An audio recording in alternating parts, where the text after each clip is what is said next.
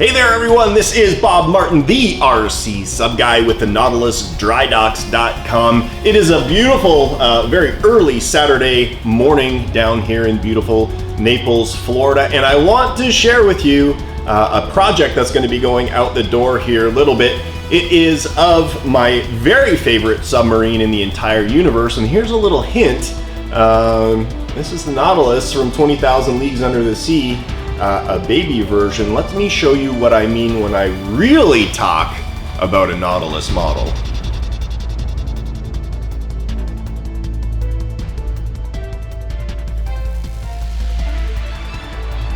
So if you followed some of my videos in the past, you'll have noticed the 31-inch Nautilus. You may have seen some of the 48-inch Nautilus models, the ones put out by Ray Mason and Scott Brodeen, and you may have seen the 66-inch version that Custom Replicas put out years and years ago. If you are a devout follower of my channel, you may have actually seen one of these before, and I am talking about the Will Babington 7-footer. Let's take a look. Yes, ladies and gentlemen, this is a 7-foot long Nautilus model, and you can see it is substantially larger than many of the other Nautilus models that you'll have seen me put together in the past. This one has a bit of a checkered past. I'm going to fill you in as much as I can about what I know of the boat, and I'm going to give you an overview of this particular hull so that you can see what you get when you buy, or when you could have bought, one of these models back in the day. So I don't pretend to know the intimate details of the history of this particular kit line. What I do know is that it was basically spearheaded by an individual by the name of Will Babington. And I've known Will for years and years. He's actually local to me down here in Florida. And he came up with this particular kit. And I believe it was in conjunction with another individual or multiple individuals. And what they basically ended up doing, they came up with the master model, they molded it, and they did successfully put out many kits. Now, I have actually personally put my hands on 3 of those kits. I think the reason for that high number is just because I'm so involved in the Nautilus model community that people reach out to me when these kits become available, and they end up crossing my path. I do not believe that very many of these were manufactured. All I can tell you is at the end of the day, Will, unlike many other people, actually put a kit into production. Now, what I've seen is a massive variation in quality, and actually a massive variation in the actual layup of the hulls. So to that end, let me show you what I've got here, and I'll go into some of the quirks and features of the model. Before we get into the model in its current state though, I want to show you how it arrived to me, because it is certainly much different than what you see behind me. I'm going to share with you some pictures, and you can see that basically it showed up to me in a top and bottom half. Now, this is very reminiscent to me of my first scratch-built Disney Nautilus project way back in about 2000, so about 20 years ago. And I elected to do the hull split in the same way, and that is along the center line of those side keels. And you do it because it's easy to do that way from a layup perspective. Unfortunately, what it also is very hard to put together.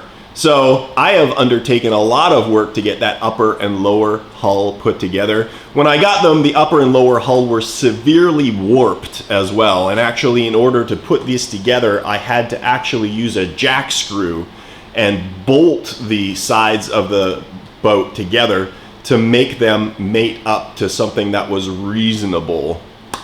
What I also got was a small box of parts that basically included a couple of hatches, the wheelhouse, and a bunch of rakers. So I'm going to show you what I've brought to it now, and certainly it's a much more comprehensive kit, looks a lot better than it was when I got it.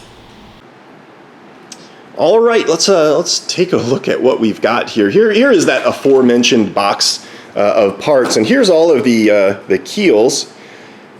You know, the molds that were used for this particular layup were not professional by any stretch of the imagination. These look like a split mold, and it would have been filled, you know, from the top. A lot of cleanup required on these. I think Will would actually be the first to admit, you know, this was an early attempt at creating an accurate model, and you know, a lot of things, including the rakers themselves, are not the most accurate renditions. However, I am not going to complain at all because it is still a damned cool model. As I mentioned, I had the upper and lower hull. I bonded these together, and that center line, that seam, runs right down the center of the rakers. So I had to fill and basically sculpt out of Bondo these rakers to get them looking back to what they're doing. Still a lot of work to do on them, but certainly much better than it was. You can see that gap in the hull. That'll have to be filled in there. This was cut out because it was just really not aligned by any stretch of the imagination. Just got to put some bars in there. This was the biggest problem area of the boat. This whole area was really badly warped. I had to cut into it. It was pressed in, it was pressed out. As I mentioned, I put a jack screw through here to pull the sides of the hull together and glue them back together again. This was a particularly bad area. I had to split the hull, press the hull, glue the hull, and this is all going to need to be filled. But again, man, it is getting there. Kind of some weird filler in here. It looks like maybe there was an issue with the layup. They threw it back in the mold and tried to pour some resin to fill it, and it just didn't work out so hot. And you can also see the missed rivet heads in here. Air bubbles, really prevalent in models like this. Something else that's kind of neat about this particular model is the size of the rivet heads. So this is a 1/24th scale, I believe. So basically you're looking at, say, like 125. So multiply by 4, and you'll get the actual size of those rivets. They work out to like 3-inch diameter rivet heads in real life. So those are some sizable you know, rivets that they elected to use when they modeled this particular boat. Oversized, but you know, they look really, really cool from a distance. Here are some of the parts that came with it. Got this dorsal fin and that dorsal fin right there. Some cast parts for the propeller. Got the propeller hub. Those blades are awfully thick. You know, again, they would probably be about 4 inches thick in real life. Only had one hatch base and one hatch come with it. Again, some more rakers there, and this, don't know where it came from. I think it's supposed to be Ned Land, you know, getting ready with a harpoon. But to me, it looks like Bruce Lee, you know, kind of getting ready to do some kung fu on somebody there.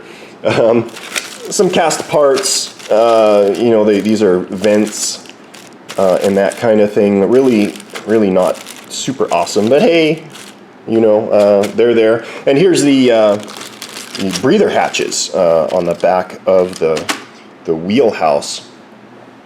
What you can see sitting on the model are many 3D printed parts that I had to create to flesh out the kit. So I've got the anchor winch, the cleats and the bollards, hatch ring, the raker arch, camera obscura hatch on the back of the wheelhouse, the larger hatch on the back. And some people don't know this, but you know, in case you care, this hatch on the back, on that dorsal, is actually larger than the other two Of course, this being the main hatch, probably that being the reason.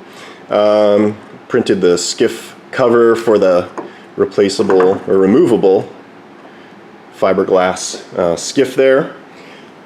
Scale propeller, and this is movie accurate based on the files from Jim Key, who did the CR66, but you can see the much better scale for that. Prop ring, rudder in there. And I completely redid the faces of the salon area. So these will go here.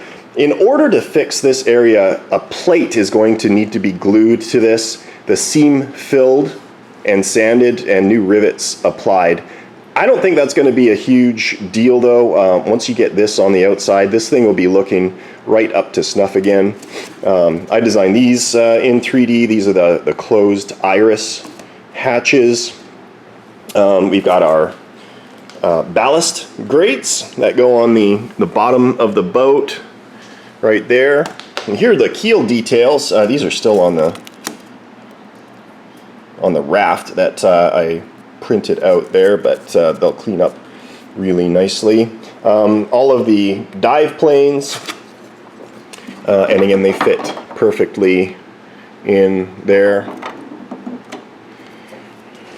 Trim tabs.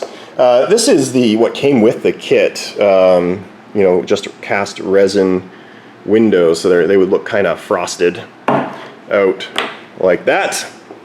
And that's it. That is the kit as we have it. The other thing that I will note in this as well is the layup was really quite terrible. I don't know if you can see in there, but the whole thing, it looks like it was laid up with like little 6" by 6" pieces of fiberglass mat, which is not typically the way you do it. You know, you'd lay it up in one big sheet for strength, but they made up for it with thickness. You can see this is like 1/4 of an inch thick fiberglass right there. The other issue, you know, with this particular layup was that the rubber mold separated from the shell, and what you end up with then are buckled places in the hull where it kind of pushed in, and you can see that evidenced kind of, you know, right there, for example. And then on the bottom of the hull too, down here where it's like buckled inwards. You know, I joked with the new owner that you know, this will be a 10-foot boat, you know, when it's finished. It'll look great from 10 feet away, but you know, when you start getting closer, you'll see all of these little idiosyncrasies that are going to make it a very unique boat. Well, there you go, everyone. This is the William Babington 7-foot-long Disney Nautilus model kit overview, or at least this specific model kit overview. I have personally touched and seen photos of examples of this hull that are infinitely more professional, clean and beautiful than this particular one. This is a deluxe fixer-upper opportunity, shall we say, but still a really unique boat that'll build into a beautiful model. Quite honestly, I would love to convert something this size to RC. I think it would be really cool to see in the water. But regardless, I hope you enjoyed this. If I do come across any more information about the history and background of this boat, I'll put it in the description of this particular video. So thanks for joining me. I hope you enjoyed it. Again, my name is Bob Martin, the RCSubGuy with the NautilusDryDocks.com. Thanks for joining me, and we'll catch you next time.